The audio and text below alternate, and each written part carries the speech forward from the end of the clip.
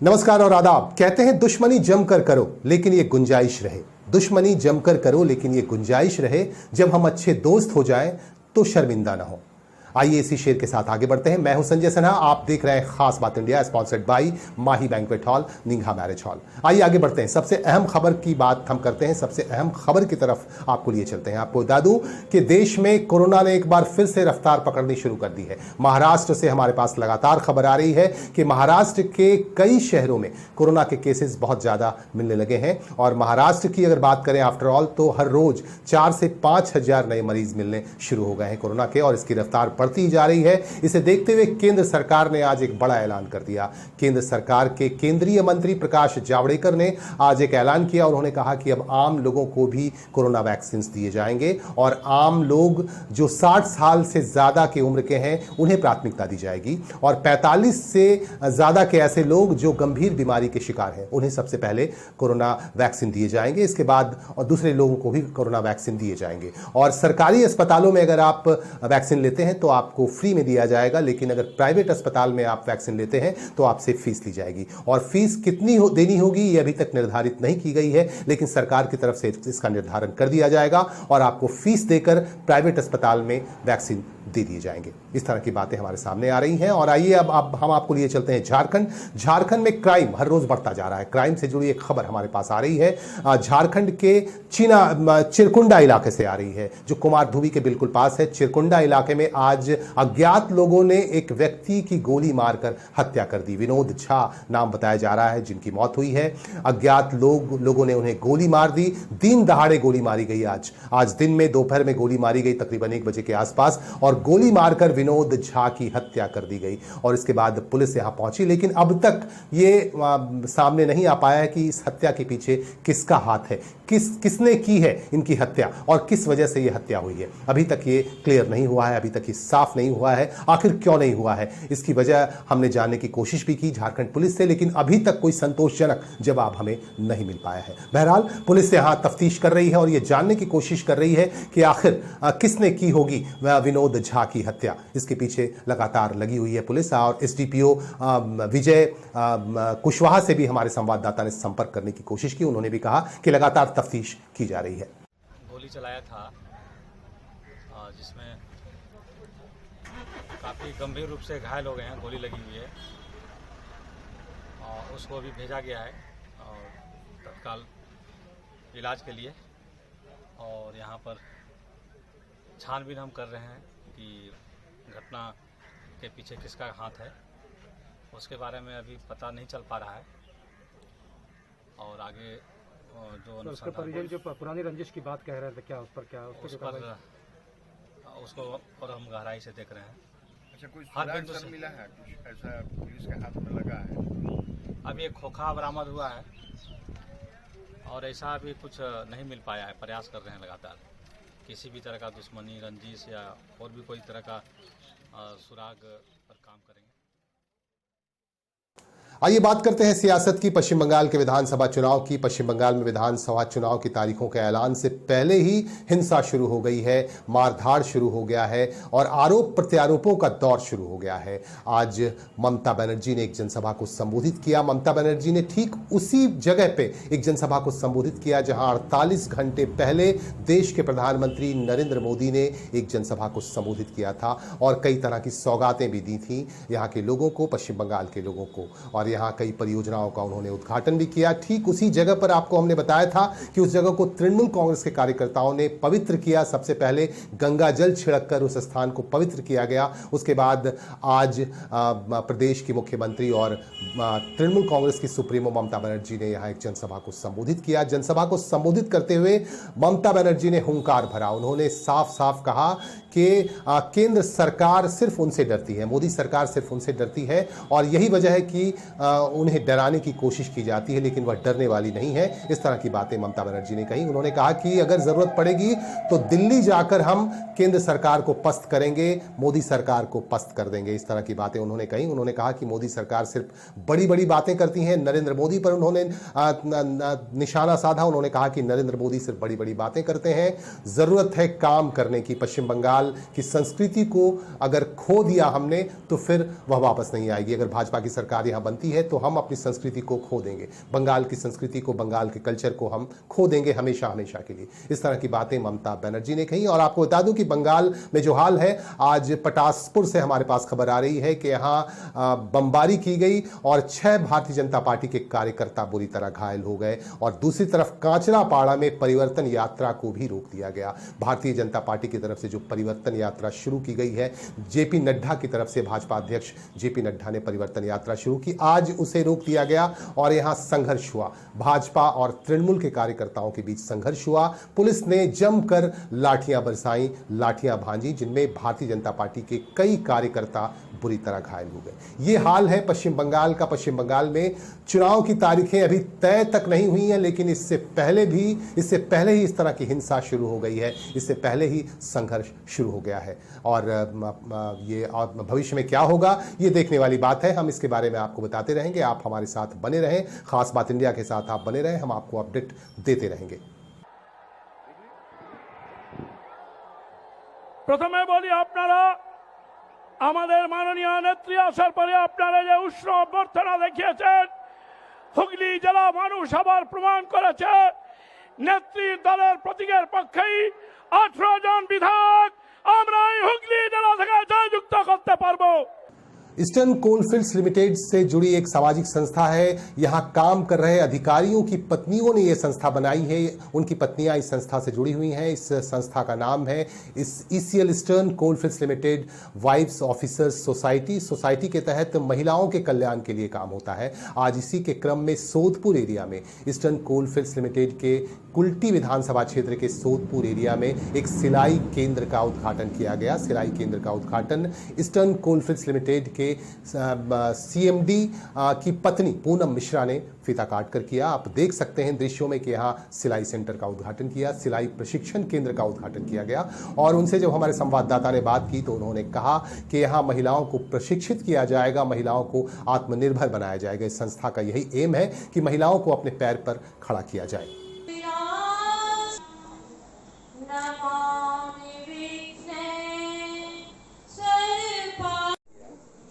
अब तक किन किन क्षेत्रों में सिलाई प्रशिक्षण केंद्र खोला गया है? जैसे कि आपको पता है कि शक्ति मीना मंडल के 14 ब्रांच हैं और लगभग 14 ब्रांच में कंप्यूटर सेंटर हम लोग पहले से चला रहे हैं। और हम लोग पहले रिसर्च करते हैं वहाँ के लोगों के साथ कि वहाँ पे लड़कियाँ क्या सीखना चाहती हैं, सिलाई सीखना चाहती हैं या ब्यूटिशियन कोर्स करना चाह रही हैं या क्राफ्ट वगैरह का कुछ सीखना चाह रही हैं। तो अभी तक जहाँ पे भी जो लड़कियाँ चाह रही हैं उसके हिसाब से हम लोग ब्यूटिशियन कोर्सेज, क्राफ्ट की क्लासेज चला रहे थे कंप्यूटर कोर्स के साथ। सिलाई सेंटर भी लगभग 1 या 2 एरिया, जैसे आज यहाँ खुला है 1 एरिया है, उसके अलावा सभी जगह पे सिलाई सेंटर चल रहे हैं। कोकिन कांड मामले में आखिरकार राकेश सिंह गिरफ्तार कर लिए गए। राकेश सिंह अपने मित्र जितेंद्र सिंह के साथ भागने की कोशिश कर रहे थे, बंगाल से बाहर जाना चाह रहे थे। इसी क्रम में पुलिस ने शक के आधार पर उनकी गाड़ी रोकी और उन्हें गिरफ्तार कर लिया गया। आपको बता दूं कि भारतीय जनता पार्टी की युवा नेत्री पामेला गोस्वामी ने साफ साफ कहा था कि राकेश सिंह द्वारा उन्हें फंसाया गया है कोकीन मामले में। आपको बता दूं कि पामेला गोस्वामी के पास से कोकीन बरामद किया गया था, 10 ग्राम कोकीन बरामद किया गया। और उसके बाद पामेला ने चीख कर ये कहा कि उन्हें फंसाने की कोशिश की गई है। कैलाश विजयवर्गीय जो भाजपा के वरिष्ठ नेता हैं, बंगाल के प्रभारी हैं, उनके काफ़ी करीबी रहे राकेश सिंह की बात उन्होंने कही और राकेश सिंह पर आरोप लगाते हुए कहा कि राकेश सिंह ने उसे फंसाया है। इसके बाद पुलिस सक्रिय हो गई। पुलिस ने सक्रियता के बाद उनके घर जाकर उनके पुत्र शुभम और साहिब को गिरफ्तार किया। राकेश सिंह जब नहीं आए, उनका मोबाइल लगातार स्विच ऑफ था। इसके बाद उनके घर पहुंचकर पुलिस ने उनके दोनों बेटों को गिरफ्तार किया। गिरफ्तारी के बाद आज दोनों को पेश किया गया अदालत में और इसके बाद दोनों को मुचलके पर 5,000 रुपए के मुचलके पर दोनों को जमानत दे दी गई। उसके बाद राकेश सिंह को गिरफ्तार कर लिया गया और उनके साथी जितेंद्र सिंह को भी गिरफ्तार किया गया और 1 मार्च तक दोनों को हिरासत में रखा जाएगा। और इसके बाद क्या होता है हम आपको बताते रहेंगे। बहरहाल दोनों हिरासत में है, दोनों को गिरफ्तार कर लिया गया है, राकेश सिंह और जितेंद्र सिंह को।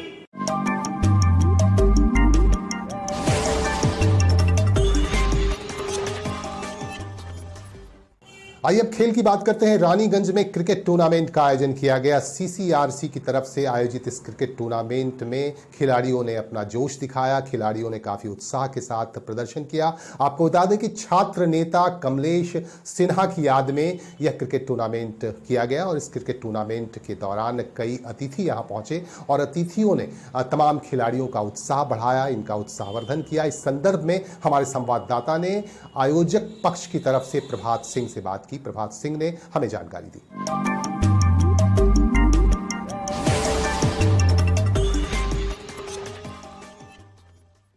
तो हम लोग फर्स्ट टाइम करवा रहे हैं, कमलेश सिन्हा का सिटी में करवा रहे हैं। कितना साल हो रहा है? ये तो पहला साल है, कमलेश सिन्हा का सिटी में करवा रहे हैं। क्रिकेट कब से शुरू हुई? ये 98 से सीसीआरसी ऑर्गेनाइज किया है। अभी अपडेट वही 23 तारीख से शुरू हुई है और 28 को सेमीफाइनल और फाइनल है। जीतने वाले का क्या प्राइस है? जीतने वाले को 75,000 का इनाम दिया जाएगा और जो रनर रहेंगे, हाँ रनर जो रहेंगे वो 50,000 का हकदार रहेंगे। विनर 75,000। टोटल 16 टीम पार्टिसिपेट किए हैं। अच्छा, टीम पार्टिसिपेट किए हैं। ऐसे तो क्षेत्र के हिसाब से देखा जाए तो सारा लोकली क्षेत्र का हिसाब है, लेकिन जो हमारे जो खिलाड़ी जो खेलने वाले हैं वो सभी जो पार्टिसिपेट किए हैं, कोई कोलकाता से बिलोंग करते हैं, हरियाणा से बिलोंग करते हैं, पंजाब से बिलोंग करते हैं, चंडीगढ़ से बिलोंग करते हैं, मैंने सारे क्षेत्र से यहाँ पे आए हैं खेलने के लिए। टीडीपी कॉलेज पूरा कोयलांचल से यंग जनरेशन को यही हम मैसेज देना चाहेंगे कि आजकल जो इलेक्ट्रॉनिक का जो डिमांड हो गया है उस क्षेत्र से निकाल के थोड़ा सा इसमें क्रिकेट का जो प्रांगण है उसको स्टार्ट करना होगा, जो कि अभी हम देख रहे हैं कि आजकल का युवा जो है काफ़ी इलेक्ट्रॉनिक के हिसाब में कन्वर्ट ले चुके हैं, लेकिन उसको उस चीज़ को क्षेत्र से मद्देनज़र रखते हुए इस चीज़ में आना बहुत ज़रूरी है, जो कि अभी हम देख रहे हैं कि लोकल में वैसा जो टीम जो है, जो कि सारे बाहर से पार्टिसिपेट करने आ रहे हैं, वो चीज़ नहीं हो रहा। वो आपका नाम? मेरा नाम प्रभात सिंह है। सीसीआरसी का क्या पता? सीसीआरसी का मैं मेंबर हूँ।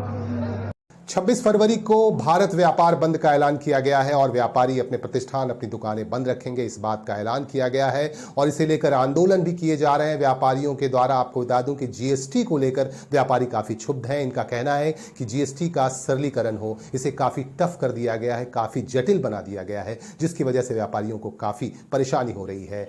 कुल्टी विधानसभा क्षेत्र के बराकर चेंबर ऑफ कॉमर्स की तरफ से आज एक रैली निकाली गई, व्यापारियों ने इसमें हिस्सा लेकर और भी तमाम व्यापारियों से यह आग्रह किया गया, उनसे अनुरोध किया गया कि 26 फरवरी को भारत व्यापार बंद को अधिक से अधिक समर्थन देकर इसे सफल बनाएं। आई थी ईस्ट इंडिया कंपनी भारत में आई थी, छोटा बोलता हूँ, तब उन्होंने व्यापार पर कब्जा किया आस्ते आस्ते। फिर इतना बड़ा हो गया वो लोग, उन्होंने कानून पर कब्जा कर लिया, बंगाल को कब्जा कर लिया, पूरे देश में बैठ गए। आज वॉलमार्ट, फ्लिपकार्ट वही कर रही है, पैसे के जोर पर व्यापार पर कब्जा कर रही है। सस्ते दामों में 100 रुपये माल खरीदा, उसको 90 में बेच दिया। व्यापारी नहीं कर सकते नुकसान देके, वो नुकसान देके बेच रही है, व्यापार पर कब्जा कर रही है। लास्ट में कब्जा करने के बाद और 100 का माल 200 में बेचेंगी, क्योंकि उसमें व्यापारी कोई रहेंगे नहीं। गवर्नमेंट ऑफ इंडिया को कानून लाना पड़ेगा इन लोगों को बैन करने के लिए, जिसके ये लोग ऐसा खेल नहीं खेल सकें। ऑस्ट्रेलिया का बैंड बजा हुआ, अमेरिका का बैंड बजा हुआ है इनके पीछे। अगर कानून नहीं आया तो ना व्यापारी रहेंगे ना देश रहेगा। कल का जो बंदी है उसका मुख्य उद्देश्य क्या है? जीएसटी का लेकर जो आप लोग बोल रहे थे। जीएसटी हमारा मुख्य उद्देश्य है और वॉलमार्ट, फ्लिपकार्ट पर नया कानून बनाया जाए सख्ती से, जिससे कि ये लोग कानून का उल्लंघन नहीं कर सके। इस दोनों मुद्दे हमारे। तो भारत बंद आप लोग कब बुलाए हैं इसका लेकर के? 26 तारीख को बंद बुलाए हैं। इस पर गवर्नमेंट सुनेगी, नहीं तो हम लोग फिर और लंबा बढ़ाएंगे इसको। बंगाल के आसनसोल और आसपास के इलाकों में भूधसान की घटनाएं काफी आम हो गई हैं। यहां इलीगल माइनिंग की वजह से, अवैध कोयला उत्खनन की वजह से इस तरह की घटनाएं लगातार घटती रहती हैं। लेकिन एक और मामला हमारे पास आ रहा है बंगाल के जामुड़िया इलाके से। जामुड़िया के केंदा ग्राम में कल रात एक भूधसान की घटना हुई। एक कुआं काफी नीचे चला गया, कुएं में पानी भरने गई थी एक महिला रात के तकरीबन 9:30 बजे। उसी वक्त एक आवाज हुई, एक तेज आवाज हुई, तेज आवाज के साथ रस्सी और बाल्टी के सहित कुआं नीचे चला गया, जमीन के नीचे चला गया और फर्श के नीचे समा गया। आप देख सकते हैं इन दृश्यों में कि कुएं का क्या हाल है। ये सरकारी कुआं है, ईस्टर्न कोलफील्ड्स लिमिटेड का ये एरिया है और यहाँ ब्लास्टिंग किए जाते हैं। ईसीएल की तरफ से लगातार ब्लास्टिंग किए जाते हैं। ब्लास्टिंग की वजह से भी इस तरह तरह की घटनाएं हो रही हैं, दरारें पड़ रही हैं। और यहाँ केंदा ग्राम बचाओ समिति के अध्यक्ष जो है संदीप बैनर्जी, उनसे भी हमने जानने की कोशिश की कि आखिर इस मामले में उन्होंने बात क्यों नहीं की और इस मामले में कोई एक्शन क्यों नहीं हो रहा है। ये इस तरह के मामले इससे पहले भी हो चुके हैं केंदा इलाके में, लेकिन इस पर किसी तरह की कोई कार्रवाई नहीं हुई है। और इस एक महिला से भी हमने बात की जिस महिला के साथ इस तरह की घटना हुई, जो कुएं पर पानी भरने गई थी। उन्होंने ये बताया और हमारे संवाददाता ने संदीप बैनर्जी से भी बात की और ये जानने की कोशिश की कि इस मामले में किस तरह की कार्रवाई होगी और ईसीएल के अधिकारियों से वो किस तरह से बात करेंगे और कब बात करेंगे। জল তুলছিলাম, জল তুলতে নিচে আওয়াজ আসছিল, মানে নিচে ধসটা ছাড়ছিল, পড়ছিলাম, বুঝতে পারলাম যে হয়তো কোটি পড়ে যাবে, আমি দড়ি বালতি দিয়ে সরিয়ে গেলাম আর কোটি পড়ে গেল। তো সেই সময় তো আরো অনেকেই ছিল, আর অনেকে বলতে ছিল আশেপাশে। তো একটা বড় দুর্ঘটনা ঘটতে পারতো। হ্যাঁ, ঘটতে পারতো। কত আতঙ্কিত আমি আছেন? ঢুকে যেতে পারতাম। কত আতঙ্কিত আছেন? হ্যাঁ, আতঙ্কিত ছিল। কি চাইছেন এখন প্রশাসনের কাছে? প্রশাসনের কাছে চাইছি যে এটা ব্লাস্টিং এর জন্য হয়েছে, চাইছি আমাদের আবার নতুন করে কুয়ো হোক। কি নাম আপনার? সঞ্চিতা মণ্ডল। আর পাড়াটা উঠিয়ে দেখ, আমরা চাই না আমাদের মাঠ কখনো বাড়ি ঢুকে যেতে পারে, ওই যে বাড়িতে ফাট ধরে আছে, বাড়িও তো পড়ে যেতে পারে, যখন কাল আমরাও ঢুকে যেতে পারি। আমি তো শুনলাম জল তুলতে তুলতে তোমার দড়ি বালতিটা দড়ি বালতি গোড় নিচে পড়ে আছে।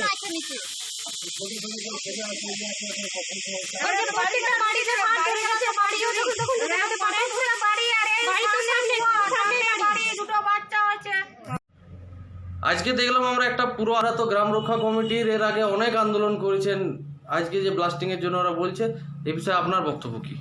এটা দীর্ঘদিন ধরে লড়াই চলছে। এরপরে আমাদের গত 2019-এ আমার বাড়ির কুয়াটা একটা জনসাধারণের জন্য ব্যবহার হতো এই কুয়াটি, এবং এই লড়াইটা আমরা দীর্ঘদিন ধরে করে আসছি যে আমাদেরকে পুনর্বাসন দাও। কিন্তু ইসিএল কর্তৃপক্ষ খালি রাজ্য সরকারের ঘাড়ে টালবাহানা ছেড়ে দিয়ে খালি বলছে রাজ্য সরকার জানে, কিন্তু এত ব্লাস্টিং, এত আমাদের নিরাপত্তা কোনো জায়গাতে নেই। ওই যে আমি যেটুকু স্পটে আমি ছিলাম না, আমি একটু বাইরে গেছিলাম, শুনলাম যে ভদ্রমহিলা জলটা তুলছিল, তো জীবনের কোনো তো দাম নেই, যে কোনো সময় ঢুকে যাবে, আমিও ঢুকতে পারি, সে গরু ছাগল তো হামেশাই ঢুকছে। তো এটা ইসিএল কর্তৃপক্ষ আপনাদের মাধ্যমে জানাতে চাই যে ইসিএলকে এমনভাবে চেপে ধরুন যাতে আমাদের জীবনহানি যেন না হয়। এবং হরিশপুর ভুগছে 387/98 হারাধন রায় সুপ্রিম কোর্টে কেস করেছিল, 2005-এর ডিগ্রি আসে, সেখানে 4টা গ্রামের মধ্যে কেন্দা গ্রাম একটা, সেই কেন্দা গ্রামের মধ্যে ফটো আইডেন্টি কার্ড দেওয়া হয়েছিল 2064 ফ্যামিলিকে, সে আজ পর্যন্ত সেটি রসাতলে পড়ে আছে। ইসিএলকে বারবার বলা সত্ত্বে বহুবার মিটিং হয়েছে, বহুবার বলা হয়েছে, কিন্তু আজ পর্যন্ত সদুত্তর ইসিএলের কাছ থেকে আমরা পাইনি। দয়া করে আপনাদের মাধ্যমে জানাতে চাইছি আমাদেরকে গ্রাম থেকে পুনর্বাসন দেওয়া হোক অবিলম্বে। আমরা কোনো রিপেয়ারিং চাই না। এবং যারা আমাদের গ্রামবাসী যারা আছে, মহিলাদের কোনো নিরাপত্তা নাই, কুয়োতে জল শুকিয়ে যাচ্ছে, পুকুরে জল শুকিয়ে যাচ্ছে, এটি বারবার বলা সত্ত্বেও কিন্তু আজ পর্যন্ত ইসিএল কর্তৃপক্ষ এর জন্যে কোনো দায় স্বীকার করতে চাইছে না। অথচ এইখানে কোটি কোটি টাকার কয়লা তুলে চলে যাচ্ছে। আপনার পরিচয়? আমার ডাক নাম হলো বিজু, ভালো নাম সন্দীপ ব্যানার্জি। দীর্ঘদিন কেন্দ্র গ্রাম রক্ষা কমিটির পক্ষ থেকে আমরা লড়াই করে আসছি এবং ভবিষ্যতেও লড়াই করব গ্রামের পুনর্বাসনের জন্য, যেখানে যেতে হয় আমরা যাব। दिल्ली में इंडिया इंटरनेशनल सेंटर में एक सेमिनार का आयोजन किया गया world human rights protection commission की तरफ से, और इस सेमिनार में कई राज्यों से लोगों ने हिस्सा लिया और अपनी बातें रखी, मानवाधिकार को लेकर अपनी बातें रखी इन लोगों ने। इसी सेमिनार का हिस्सा बने खास बात इंडिया के हमारे सिलीगुड़ी के ब्यूरो चीफ मनोज शर्मा ने भी इसमें शामिल होकर अपनी बातें रखी, उन्हें भी सम्मानित किया गया। यहाँ कई विशिष्ट लोग मौजूद थे और सभी ने अपनी बातें रखी और सम्मान का सत्र भी रखा गया।